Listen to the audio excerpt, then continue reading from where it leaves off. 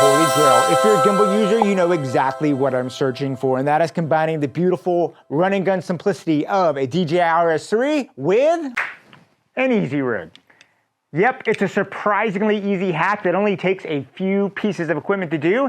Let's go ahead and take a look at how to put it together and give you the ultimate all-day run and gun machine. Oh, and do me a favor, if you find this useful, do me a favor and please subscribe and like this channel. It's really, really hard to keep a YouTube channel up and going, and you would not believe how important it is to have those subscribers out there helping me keep this thing going. Combining the fluidity of a gimbal with the back-breaking saving of an EasyRig is just something that anyone who's ever spent any significant amount of time holding a gimbal on a set on a long day has dreamed of.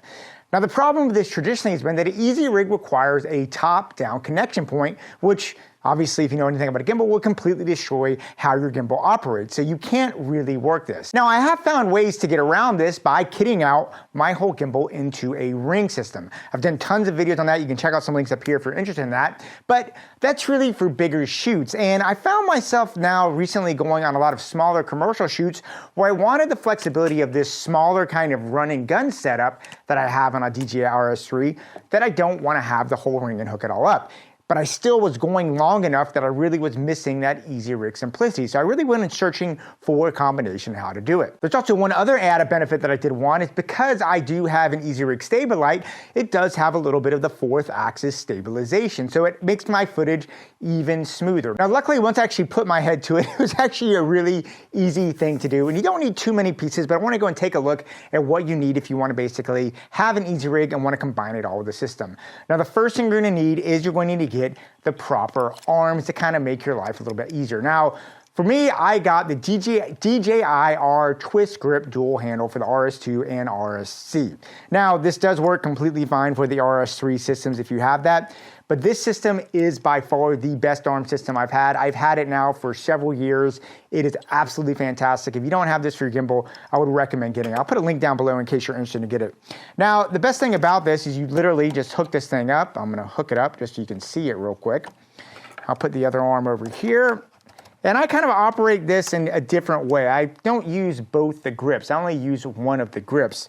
What I do on the other side is I basically have a connection point here that I'll just hook up, and I'll put a little, basically I'll use the Raven Eye, and I'll just put my phone in here, because this is, remember, run and gun, and I can just put that in there, and boom, now I've got a little monitor system right here that I can go super, super fast off my gimbal. It allows me to go for a long time. My phone's got good battery life, and I just really like it because it lets me get those really quick things without keeping out a system. Remember, the whole point of this is run and gun.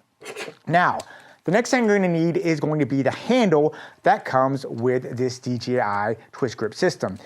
And the best part about it is if you look at the top of it, it actually has a 1/4-inch handle on the top. That's going to come very, very important as you put this thing together. So all you do is you just slip this bad boy on. We're just going to slip it on right here, lock it in, and now you have it. And then because it's a twist grip handle, you just loosen it, boom, bring it around, and now you have a back grip system.